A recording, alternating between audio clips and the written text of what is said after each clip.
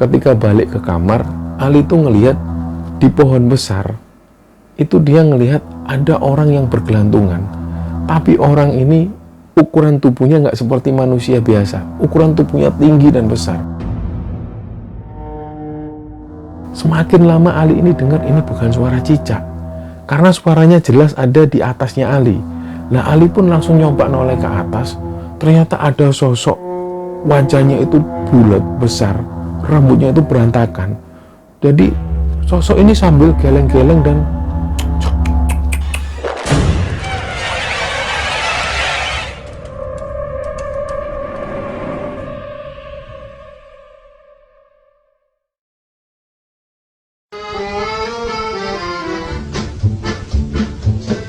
berpuasa 1 bulan lamanya, berzakat fitrah menurut perintah agama. Kini kita beridul fitri berbahagia, mari kita berlebaran bersuka gembira. Berjabatan tangan sambil bermaaf-maafan, hilang dendam habis marah di hari lebaran. Minal aidin wal faidin, maafkan lahir dan batin. Selamat para pemimpin, rakyatnya makmur terjamin. Bismillahirrahmanirrahim. Assalamualaikum warahmatullahi wabarakatuh. Sobat Kembara Sunyi dimanapun berada, pada kesempatan kali ini kami akan bercerita tentang sebuah kisah kiriman dari Sobat Kembara yang bernama Ali. Sebelum kita masuk ke ceritanya, untuk teman-teman yang nonton tayangan ini dan belum subscribe, jangan lupa untuk subscribe lebih dulu agar kami lebih bersemangat lagi dalam membuat konten-konten terbaru di Kembara Sunyi. Dan untuk teman-teman yang telah mendukung kami sejauh ini, kami ucapkan terima kasih banyak. Semoga amal kebaikan teman-teman dibalas kebaikan berlipat oleh Allah Subhanahu wa Ta'ala.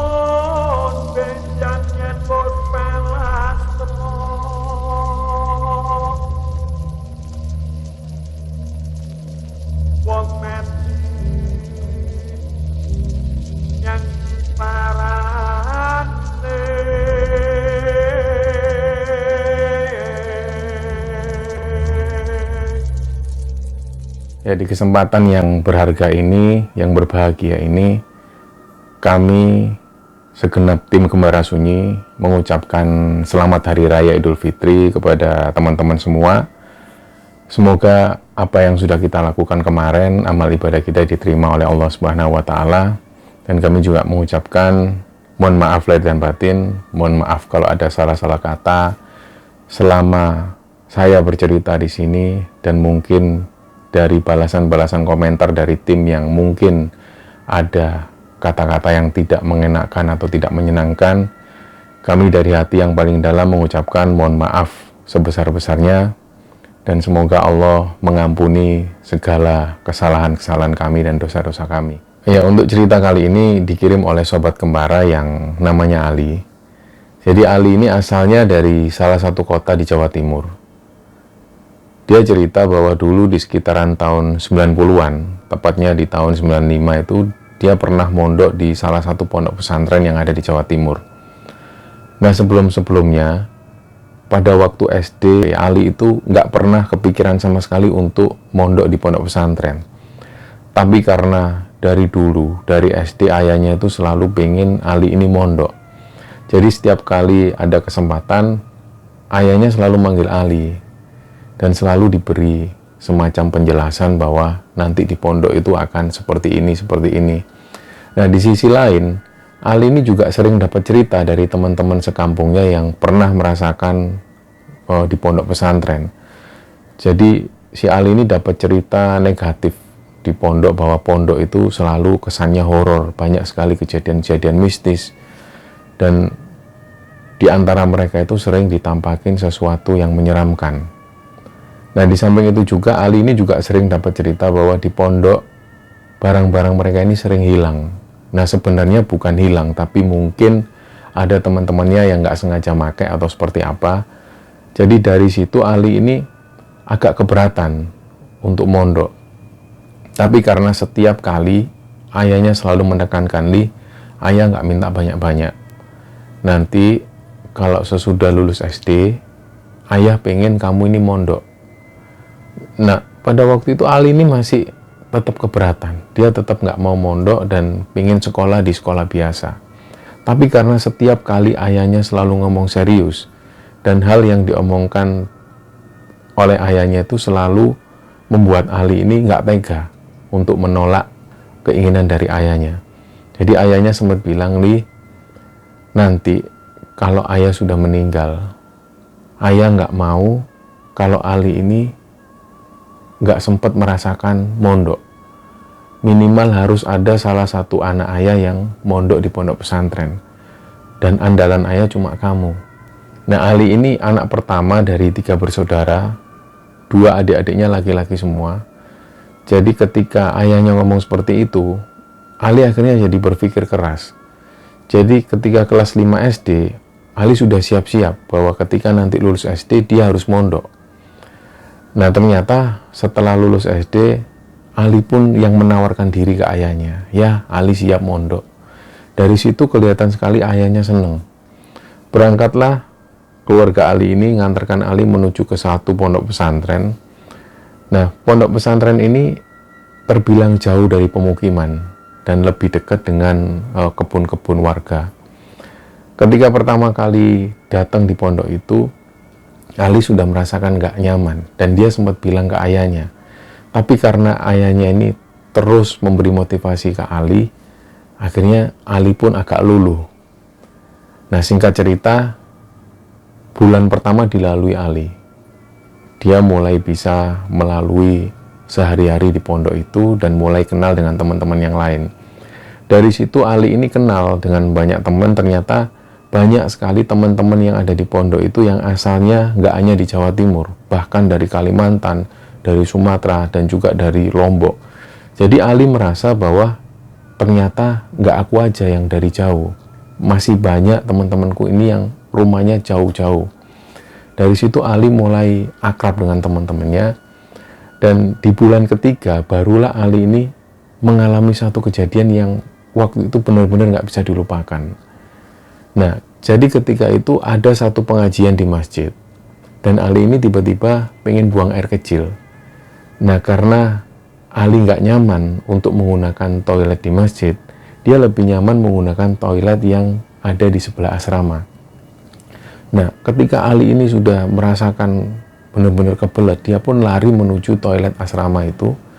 Begitu sampai di sana, jadi toilet ini berjajar 3. Dan ketika ada di dalam toilet, ini bak mandi sebenarnya ada 1 dan dibagi menjadi 3. Jadi ada lubang di setiap pojoknya, itu ada lubang yang otomatis bisa melihat ke toilet sebelah. Nah waktu itu ketika Ali ada di dalam toilet, tiba-tiba dia ini dengar kalau ada aktivitas di toilet yang di sebelah. Nah karena waktu itu Ali masih mengabaikan, dia berpikir mungkin santri yang lain. Tapi waktu itu Ali ini sempat mikir, loh bukannya santri-santri semua ini ada di masjid semua, kok ada yang lari ke toilet ini. Nah Ali pun langsung cepet-cepetan, dia ambil air, dia ambil gayung dan ambil air. Tiba-tiba dari lubang itu keluar tangan. Tangan ini ukurannya besar dan panjang, dan warnanya itu kehitam-hitaman seperti gosong. Jadi tangan ini keluar dari lubang. Dari situlah Ali langsung teriak. Dia ketakutan, dia keluar dari toilet dan kembali menuju ke masjid. Begitu sampai di masjid, teman-temannya juga heran, kamu kenapa, Li? Kok wajahmu pucat banget? Si Ali belum cerita, jadi dia terus melanjutkan ngajinya. Sampai selesai ngaji ini digelar, Ali pun keluar dari masjid. Barulah Ali ini cerita ke teman-temannya bahwa pada waktu itu ketika dia di toilet, dia ngelihat ada tangan dengan ukuran besar dan panjang, warnanya hitam. Nah ternyata teman-temannya ini juga pernah mengalami hal yang sama. Jadi waktu itu mungkin Ali baru pertama kali melihat bayangan hitam seperti itu atau seonggok tangan seperti itu. Ternyata teman-temannya ini sudah sering mengalami kejadian yang persis seperti yang dialami oleh Ali. Pada waktu itu ada satu teman ini yang malam hari dia pengen buang air besar. Awalnya dia itu takut, dan ketika mau ngajak teman-teman yang lain sudah tidur. Akhirnya mau nggak mau dia ambil senter menuju ke toilet itu. Begitu sampai di toilet, senter ini ditaruh, dia pun langsung buang air besar. Ternyata pada saat buang air besar itu, di toilet samping dia ini dengar ada yang bersiul. Nah, otomatis si anak ini langsung tanya, siapa itu? Ternyata nggak ada jawaban sama sekali. Dan si suara ini terus bersiul. Nah, karena dia juga merasa takut, waktu itu sudah sekitar jam 12 malam, dia pun cepet-cepetan. Nah, begitu dia keluar toilet, dilihat ternyata 2 toilet yang lain ini kosong, nggak ada yang masuk. Akhirnya dia pun cepet-cepetan balik ke kamar, dan langsung dia melanjutkan tidur. Nah, beberapa teman yang lain juga mengalami hal yang hampir sama di toilet itu. Ketika mendengar cerita itu, Ali pun agak merasa lega karena nggak hanya Ali yang mengalami hal-hal semacam itu. Nah, beberapa minggu kemudian, Ali nggak mengalami kendala-kendala atau kejadian-kejadian yang serem seperti itu. Tapi pada satu ketika, Ali ini mulai merasakan bahwa dia bisa melihat apa yang tidak bisa dilihat oleh teman-temannya.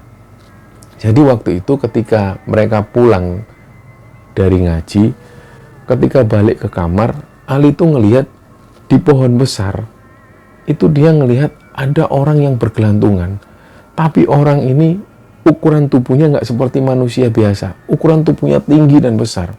Waktu itu Ali langsung manggil temennya, kamu nggak lihat itu, kamu nggak lihat itu. Lah teman-temannya heran, lihat apa Li? Itu loh ada sosok hitam besar. Nggak ada Li. Karena teman-temannya takut, teman-temannya langsung ngajak Ali, ayo Li langsung ke kamar Li, langsung ke kamar. Nah, beberapa hari setelah itu, Ali ini semakin bisa melihat hal-hal yang nggak bisa dilihat oleh temannya. Bahkan Ali itu pernah melihat langsung sosok pocong persis di depan kamarnya. Dan sosok pocong ini bisa terlihat jelas oleh Ali. Wajahnya hancur dan matanya itu hampir keluar. Disitulah ketika Ali cerita ke teman-temannya, yang ada teman-temannya itu semakin takut. Jadi semakin hari teman-temannya itu mulai agak menjauh dari Ali karena takut dengan cerita-cerita yang diceritakan oleh Ali. Nah, hari-hari pun berlalu sampai sekitar beberapa bulan Ali ada di sana. Ali ini mulai mencoba untuk membiasakan diri. Padahal sebelum masuk ke pondok pesantren itu, Ali ini nggak pernah mengalami kejadian-kejadian semacam itu. Bahkan dia sama sekali nggak pernah melihat sosok yang menyeramkan. Tapi begitu ada di pondok pesantren, Ali ini merasa bisa melihat hal-hal yang menyeramkan atau sosok-sosok yang menyeramkan. Nah, sampai pada satu ketika, Ali ini badannya sakit. Teman-temannya Ali ini pun langsung bawa Ali menuju ke unit kesehatan pondok. Ketika ada di sana, Ali pun istirahat. Dan pada waktu itu, setelah Ali ini diberi obat, si beberapa kakak-kakak kelasnya itu keluar dari ruangan itu, dan tiba-tiba Ali ini dengar ada suara orang yang. Nah, awalnya Ali mengira, mungkin suara cicak. Begitu didengarkan, semakin lama Ali ini dengar ini bukan suara cicak, karena suaranya jelas ada di atasnya Ali. Nah, Ali pun langsung nyoba noleh ke atas. Ternyata ada sosok, wajahnya itu bulat, besar, rambutnya itu berantakan. Jadi sosok ini sambil geleng-geleng dan disitulah Ali langsung teriak-teriak, tolong, tolong, tolong, tolong. Dan nggak lama setelah itu langsung beberapa orang masuk ke kamar itu, masuk ke ruangan itu dan tanya, "Loh kenapa Li?" "Bang, aku kembalikan ke ruangan, aku kembalikan ke kamar, aku takut ada di sini." "Loh kamu kan masih sakit." "Enggak, aku mau ke kamar, mau ke kamar." Diantarlah Ali menuju ke sana dan malam itu Ali ini nggak bisa tidur karena teringat jelas dengan sosok yang tadi menampakkan diri ke Ali. Jadi wajahnya itu besar bulat, matanya juga lebar, dan sosok ini geleng-geleng sambil itu yang terus diingat oleh Ali. Bahkan suaranya ini terus terngiang-ngiang. Jadi sampai hari itu ketika ada suara cicak, Ali itu langsung takut. Nah, hari-hari berlalu, Ali masih menjalankan aktivitas di pondok, sampai pada satu kejadian, malam itu Ali ini nggak bisa tidur. Dia gelisah, nggak tahu kenapa. Mungkin karena dia kangen dengan orang tua yang ada di rumah. Jadi waktu itu Ali nggak bisa tidur. Dia pun duduk, dia ngelihat teman-teman yang ada di ruangannya ini sudah tidur semua. Nah, nggak lama setelah itu, beberapa menit kemudian, Ali ngelihat di luar ini ada satu santri. Jadi santri ini pakai songkok, tapi songkoknya itu miring ke arah kanan. Lah, Ali berpikir, wah, kok ada temannya. Ali pun keluar. Begitu keluar, Ali ngelihat ini kok nggak pernah kelihatan anak ini. Loh, kamu santri di asrama mana? Oh, aku di sana. Kenalan lah Ali di sana. Dia menyebutkan namanya Bulkiah.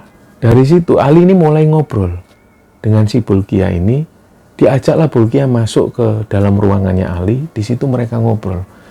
Sampai sekitar jam 3, santri-santri ini pun bangun untuk melaksanakan sholat malam. Begitupun juga Bulkiah. Nah, dari situlah Ali mulai dekat dengan si santri yang bernama Bulkiah ini. Tapi beberapa hari kemudian, Ali nggak melihat lagi sosok Bulkiah. Jadi satu-satunya kesempatan ketika mereka ada di masjid. Nah, ketika ada di masjid, sang kiai ini selalu memberikan satu pengajian beberapa menit. Disitulah Ali bisa ketemu dengan Bulkiah.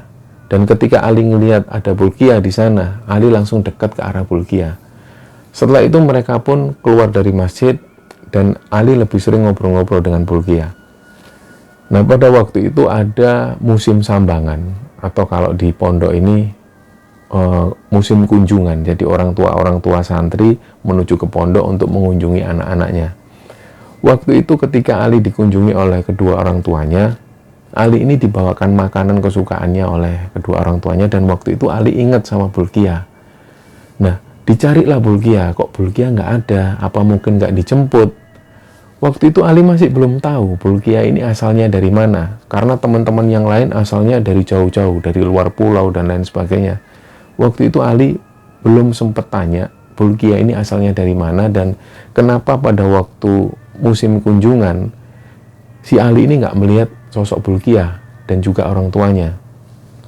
Nah, ketika sore hari barulah Ali ini ketemu Bulkiah ini bawa Quran, dan seperti biasa dia pakai songkok atau peci hitam yang posisinya miring ke kanan.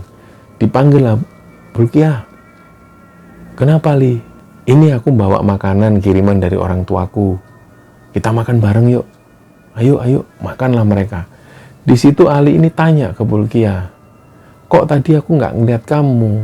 Apa orang tuamu nggak berkunjung ke sini? Nah, Bulkiah cuman geleng-geleng kepala sambil makan. Habis itu Ali pun tanya, loh terus kamu tadi kemana? Aku tadi dipanggil Pak Kiai, jadi aku ke rumahnya beliau. Oh, kenapa kok orang tuamu nggak ke sini? Nah, si Bulkiah ini cerita, lah rumahku jauh, Li. Lu rumahmu di mana memang? Rumahku di daerah sana loh, kamu tahu Alas Roban?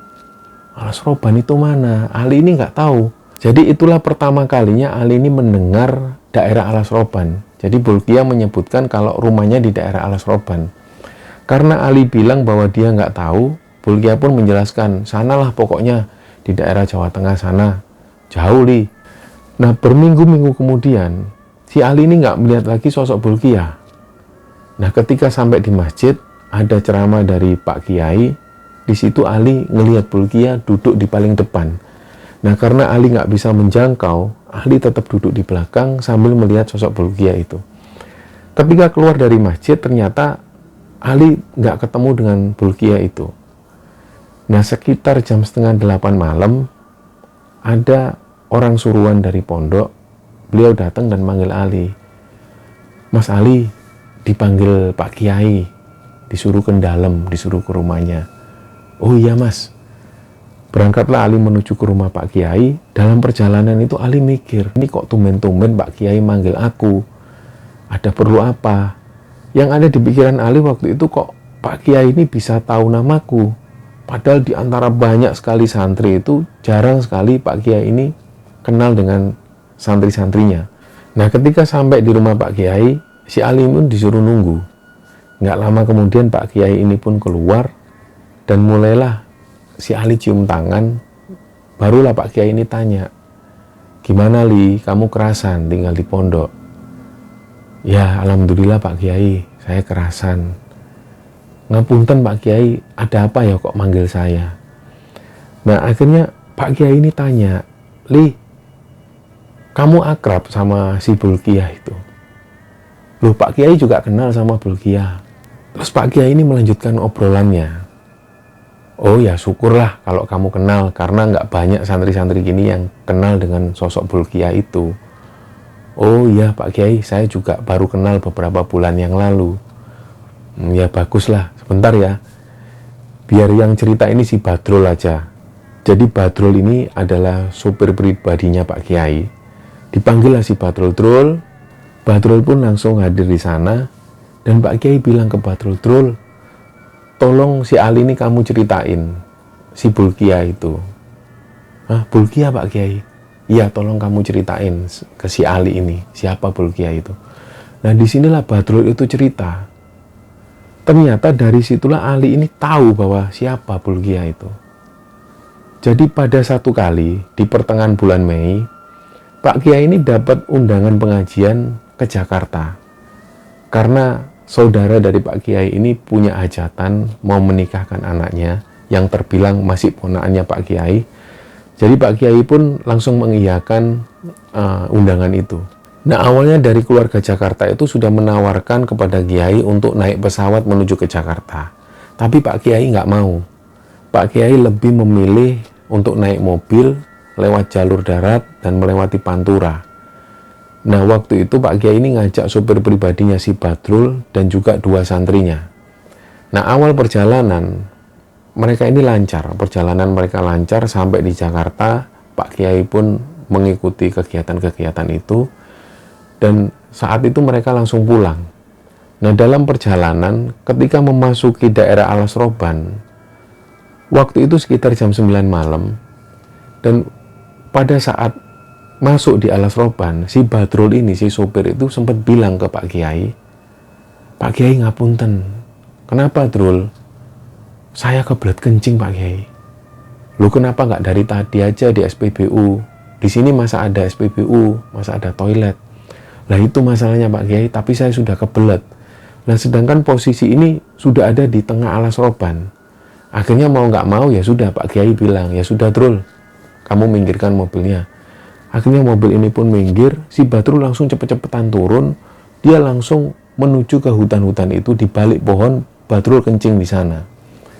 Sekitar beberapa menit kemudian Badrul pun kembali ke mobil. Mereka pun melanjutkan perjalanan.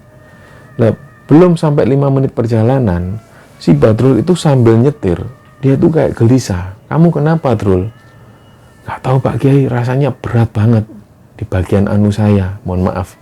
Waktu itu si Badrul bilang seperti itu. "Loh, kamu tadi waktu kencing di sana kamu sudah izin belum? Sudah salam belum? Sudah baca doa belum?" "Iya Pak Kiai, saya tadi kebelet jadi nggak sempet gitu." "Terus apa yang kamu rasakan?" kata Pak Kiai. Jadi si Badrul ini bilang, mohon maaf, di bagian kemaluannya itu dia merasakan seperti kram. Dan seolah-olah dia itu nggak punya kelamin. Jadi begitu dipegang, kelamin ini sudah kayak nggak ada. Nah, dari situlah Pak Kiai bilang, "Drul, kita balik ke sana. Balik lagi, putar mobilmu." "Nggih Pak Kiai." Akhirnya mobil ini pun diputar balik menuju ke tempat Badrul kencing tadi. Begitu sampai di sana, Pak Kiai ini pun turun. Si Badrul ini masih ada di dalam mobil. Begitupun juga 2 santrinya. Jadi mereka semua yang ada di mobil memperhatikan Pak Kiai ini turun, langsung menuju ke satu pohon. Jadi Pak Kiai itu cuma diem sambil melihat ke arah atas, kanan, kiri, kayak seolah-olah ngobrol, tapi mereka nggak tahu Pak Kiai ini ngobrol sama siapa. Hampir 10 menit mereka menyaksikan kejadian itu, dan nggak lama kemudian Pak Kiai pun kembali. Ketika Pak Kiai duduk, langsung Pak Kiai ini bilang ke Badrul, "Ayo Drul, jalan lagi." Langsunglah mereka jalan. Nah, belum sampai 5 menit, si Badrul ini nggak merasakan kelaminnya seperti kram. Dia merasa kembali normal. "Alhamdulillah Pak Kiai, sudah normal lagi." Ya wis Rul, alhamdulillah. Tapi ini ada yang ikut di belakang. Langsunglah si dua santri yang ada di belakang ini langsung merinding. Ah Pak Kiai, jangan bercanda Pak Kiai. Iya, tadi ada yang ikut di belakang, namanya Bulkiah. Nah, dari situlah ternyata Pak Kiai ini cerita, begitu Pak Kiai ini turun, dia tuh sempat ketemu satu keluarga. Ada bapak, ibu, dan satu orang anak. Ternyata ketika Badrul ini kencing, dia nggak sengaja waktu itu si anak jin ini lagi mainan sesuatu, dan si orang tuanya marah karena Badrul mengencingi anaknya. Dari situlah ketika orang tuanya marah, Badrul dibuat seperti itu kelaminnya. Seolah-olah Badrul ngerasa bahwa kelaminnya itu hilang.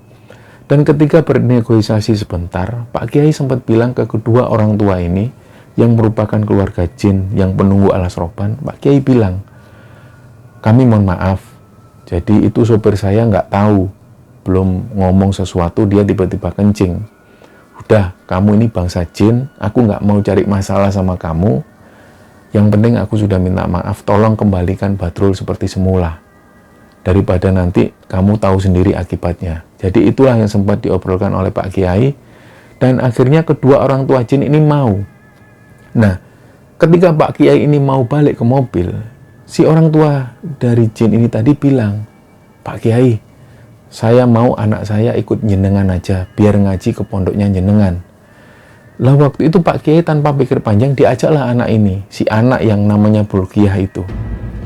Nah ketika mendengar cerita itu, Ali ini langsung merinding. Ternyata selama ini Bulkiah ini adalah sosok jin santri dari Pak Kiai.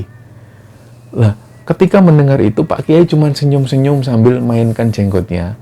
Ketika Badrul selesai cerita, barulah Pak Kiai ngomong lagi ke Ali, Sudali, kalau sudah dengar cerita ini, kamu nggak usah takut.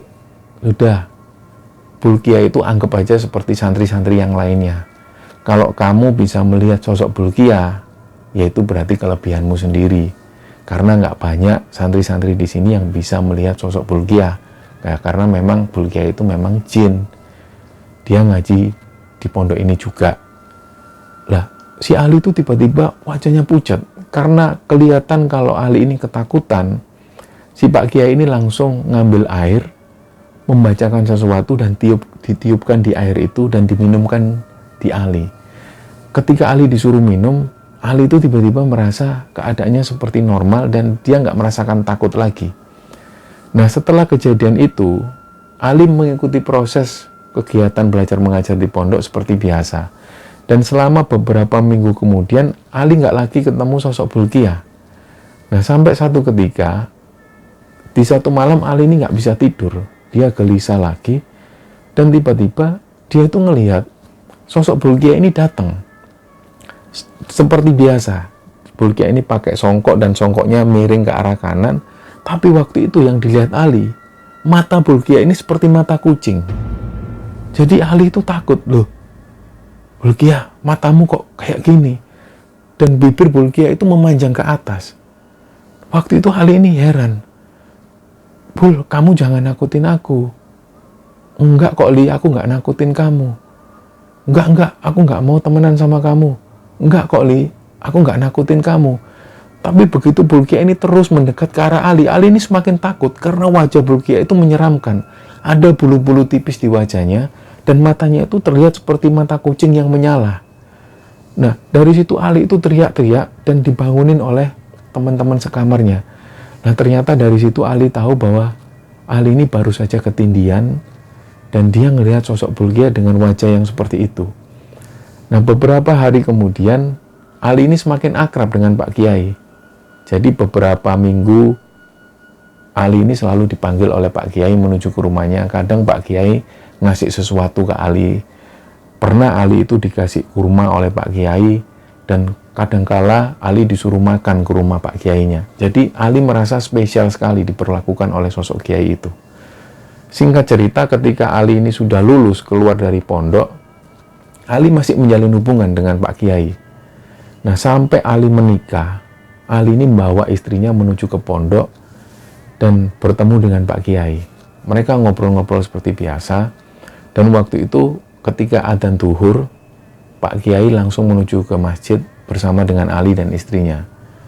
Nah selesai sholat, Ali ini mendampingi Pak Kiai, dan waktu itu Pak Kiai ini nyari sandalnya. Lah sandal Pak Kiai ini sandal kulit. Biasanya sandal itu selalu ditempatkan di tempat yang sama. Jadi ada santri-santri yang biasanya merapikan sandal dari Pak Kiai. Nah ketika turun dari masjid, Pak Kiai ini heran. Loh, sandalku kok ndak ada? Nah Ali langsung menawarkan, udah Pak Kiai pakai sandal saya aja. Oh iya tak pakai dulu ya Li, sandalmu ya Li. Nanti sandalmu ini ambil di Mekah aja ya. Nah Ali itu merasa, wah Pak Kiai ini bercanda. Iya Pak Kiai, insya Allah. Akhirnya sambil jalan menuju ke rumah Pak Kiai ini bilang, beneran Nuli ambil di Mekah, kamu kan belum pernah ke sana. Ajaklah istrimu ke sana. Nggih Pak Kiai. Nah setelah itu Ali ini pamit pulang. Beberapa bulan kemudian, ternyata Ali ini di PHK dari kerjaannya. Dan setelah di PHK, beberapa bulan kemudian Ali coba melamar di satu perusahaan. Dan ketika diterima di sana, perusahaan ini milik seorang muslim. Dan setiap kali ada karyawan yang punya prestasi, selalu diberikan penghargaan dari perusahaan. Dan umumnya, penghargaan-penghargaan itu berupa tiket umroh gratis. Nah waktu itu Ali nggak berpikir macam-macam. Dia melakukan kerjaan seperti biasa.